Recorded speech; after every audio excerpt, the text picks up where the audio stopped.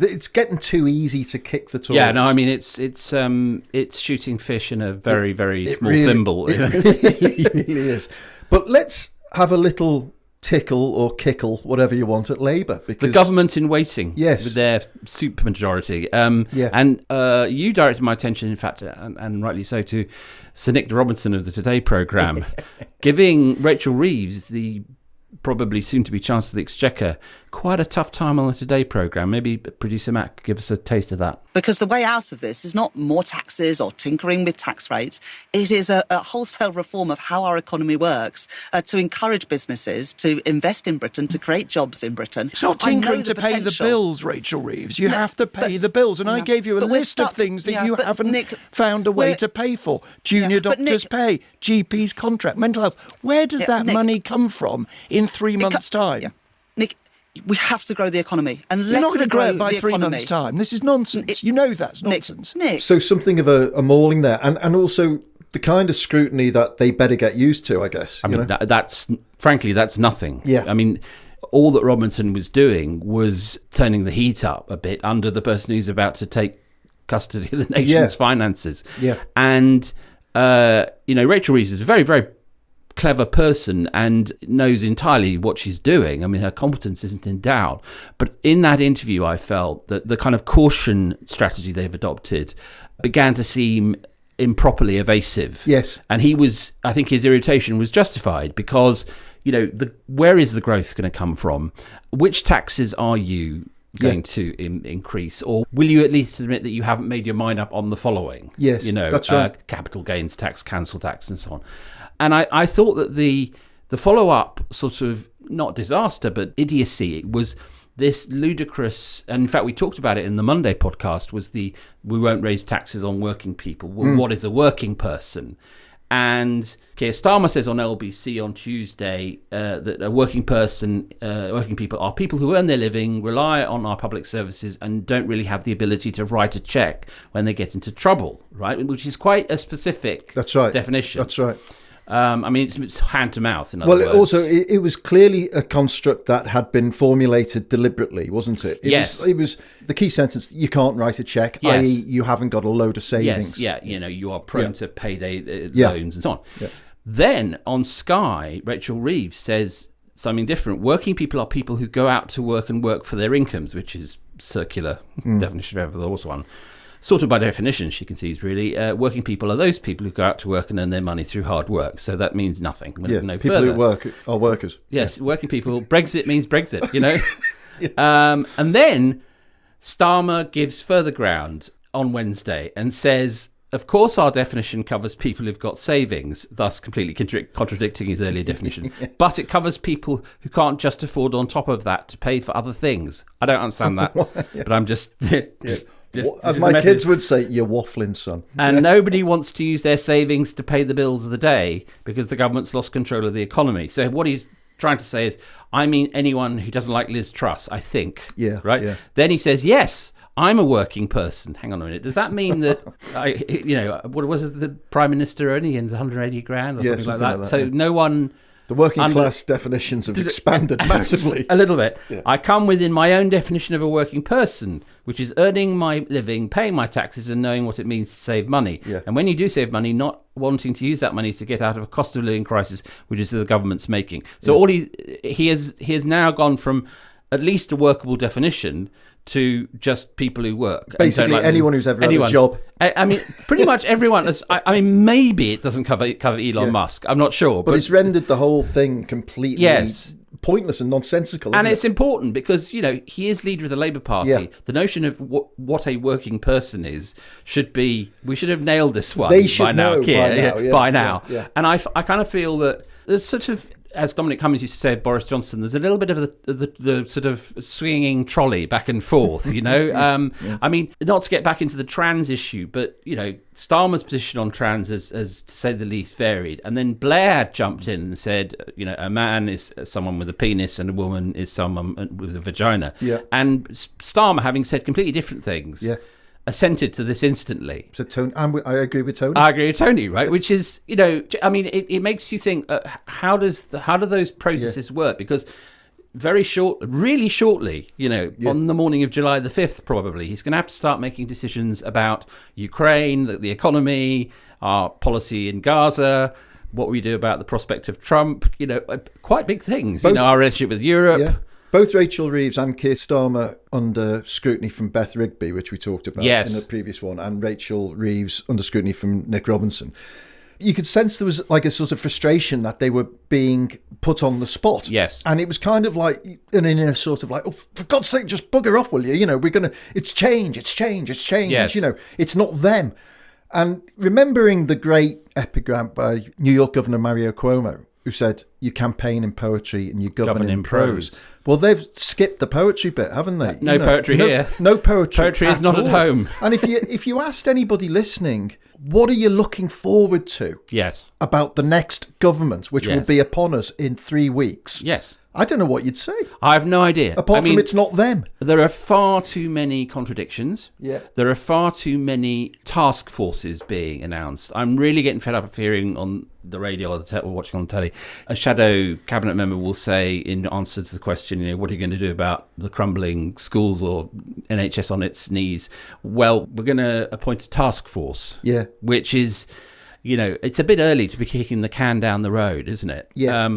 And I feel that they haven't made a major blunder. I don't think Starmer was particularly brilliant in the first debate. We're recording this on Thursday, and he's up on the Question Time debate tonight against Sunak again. But I don't think it's been a particularly inspiring or auspicious campaign. No. Now, the counter argument that Labour folk around Starmer always make is, he's not a great campaigner. He's a man of action, and we quickly get on to, you may know his father was a toolmaker, but also that he was, apparently, this is a bit of a scoopette I've got there. And apparently, and again, you may not know this, but it's true, he was Director of Public Prosecutions. Well, who was? His father? No, Keir Starmer. No, it's not a hereditary position, Matt. But... yes, we get that he can run things, okay, and he was good at the CPS, so fair play. Yeah.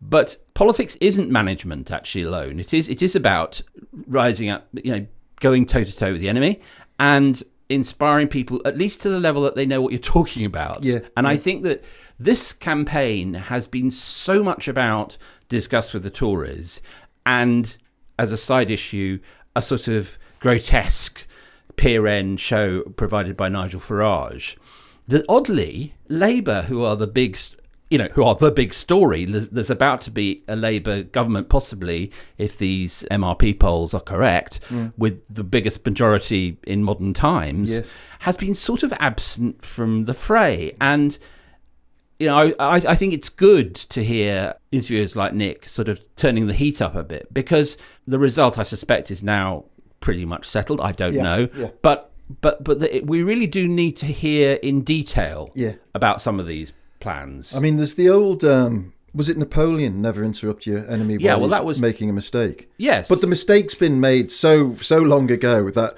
it's like Waterloo finished 6 months ago, and, they have fucked themselves. And now you can start getting on the front foot and exploring. I think it's now clear that the public made their minds up about the Tories, if indeed they hadn't already, in 2022, with Partygate, Boris Johnson, and crashing the economy, Liz Truss, and thought, right, we're done. So that's not quite 2 years ago, but, getting on for it. And in those 2 years, Labour has really just carried on remaining risk-averse, saying very little. And I started off with a measure of admiration for that caution strategy, because I thought the stakes are so high. But as the polls have widened and remained wide, I've thought, well, actually, you owe it to us to be a bit more clear. You owe it to us to show a little bit of ankle out of ambition. I'm not expecting you to say we're going back into the single market this side of the election, but it would be nice, wouldn't it, to hear some really clear, rousing plans for the public services, because they are dealing with a country that is in many respects broken, and they will have a historic opportunity to do something about it. Yeah. And we need to know what they would do. I mean, that's a public service. That's what democracy is about. And this kind of neurotic reticence is now actually starting to be, it's not a problem. I don't think it's going to lose them many votes. But it's not a good it's not an auspicious signal for the future. You know, I want to know what he's going to say. I want a sense that when Starmer is standing on the outside number 10 on the morning of July the 5th, we can expect something exciting. It's a little bit of poetry. Yeah, I mean, I remember, in this context, I remember Jack Straw telling me once that one of Blair's problems was that everyone thought he was Prime Minister from 1994 when he became Labour leader, because he was such a dominant figure and he had such a sort of command of the stage and of the issues that he wanted to address that people really thought he was already in number 10. And in fact, it sort of irrationally thought that by 2007 he'd been Prime Minister for 13 years, you know. Yeah. And I think there's a little bit of truth in that. And what's certainly true with Keir Starmer is that when he walks through the door of number 10, and, you know, he is someone who has the countenance of a leader, but it will be pretty much unknown to just about everyone what's going to happen next. That's not good. I'm itching to come out with a football analogy because I think there's a really clear one, which is when Jurgen Klopp came to Liverpool, it was a moribund club. It hadn't won the Premier League, and it was the sense of it was that it was a club that needed renewal, right? It needed change, and here was the guy to change it. And he came in and he used this phrase, I'm going to turn doubters into believers, right? Yeah. He certainly did that over the course of 9 years. Now, looking for Klopp's replacement, Liverpool could have got anybody, but Liverpool play a certain type of football, attacking, ambitious, you know, and the crowd and the fans won't put up with, for instance, Jose Mourinho's kind of football. Right. You know, and so many people will say about Keir Starmer, what the hell are you guys talking about? He's about to get the biggest majority in history and you're moaning about his strategy. Yes. A win's a win. And yet you've got a manager coming to manage the country and saying we need a decade of renewal and a decade of change. But Keir Starmer to date doesn't look like the kind of manager who is going to inspire a decade of change. He looks like a kind of Jose Mourinho style, defensive, don't make any mistakes, play it safe, play it by the book. Here's, you know, a win's a win, you know. I think Britain needs a Jurgen Klopp right now. I agree, and I think that not to be a Debbie Downer, but I'm going to be a Debbie Downer, it's really important that this coming government be a pretty big bloody success, because trust in the system is buckling close to breaking. And one of the reasons they're going to get a big majority is precisely because of that, not because of them. Yeah. And therefore, if they get a big majority and don't turn it to very ambitious uses quite quickly, that will be a historic failure. Now, you know, the flip side of this is because Starmer is so Delphic, he might, you know, he has changed before from one kind of, you know, we used to say that Jeremy Corbyn should be Prime Minister. He doesn't say that anymore. Yeah. He might, in office, turn into something different. But I haven't seen anything in this, put it this way, I haven't seen anything in this campaign that has made me think that. And I don't buy this. What Britain really wants now is someone boring and, you know, uber cautious. I don't think that at all. There was a very interesting, and I thought quite a telling little campaign video that Keir Starmer did with Gary Neville. Oh, yes, yeah. And it was really, and they're in the Lake District, which is a place it's a wonderful place, love to bits. So that was great, you know. And I thought it was a beautifully produced piece of video. And even Tim Montgomery said, I noticed on Twitter, saying, this is brilliantly done, right? Yes. So, you know. But I started thinking about it a bit more, and I thought how odd it was for a man that's talking about a decade of national renewal and massive fundamental change and the future, the great future, that you would go to the Lake District, which is a place that is, by definition, not changing and is meant to be stable. And looking back at, we came here every year. It was like sort of quite a sentimental journey. You know, we came here every year with my mum and dad on holiday, and Gary Neville was brilliant as ever, you know, and asked him some good questions. Brilliant interview, very underrated, I think. But said to him at the end, you know, if your mum and dad could see you, what would they think? And he said, they'd be having a moment, and I'm having a moment. It's amazing. But I just thought it was an odd setting for a guy that is basically saying this whole nation has to change. You know, why wasn't it in Canary Wharf or, you know, the City of London or in Media Central in Salford or somewhere that looked like the future rather than a path in the countryside? Yes, and I could do with seeing a bit more anger from him, actually. Yeah. Because I think that the state of the country is disgraceful. We are a very wealthy nation still, but we are horrifically unequal. Yeah. Now, a Labour leader who is about to get a majority of the scale it seems he's going to should be talking about that. Definitely. There's no strategic excuse at the moment for not talking about it. And I think I agree with you. I think that it would have been nice to see him going to one of the really deprived parts of the UK stood in a food bank, for this instance. won't do. Yeah, this won't do. That's right. I mean, you're absolutely right, and I hadn't thought about that as well. But imagine how powerful it would be if he was in a food bank, talking to people who haven't been able to buy their shopping for the last 3, 4, 5 years. I mean, instead of the Rishi Sunak talking about how he eats Twix and Haribo and lard, and he's essentially got working class tastes at heart. He's wearing a flat cap with a whippet. What Starmer should be saying is, I came from relatively humble origins. I have been incredibly lucky in my life.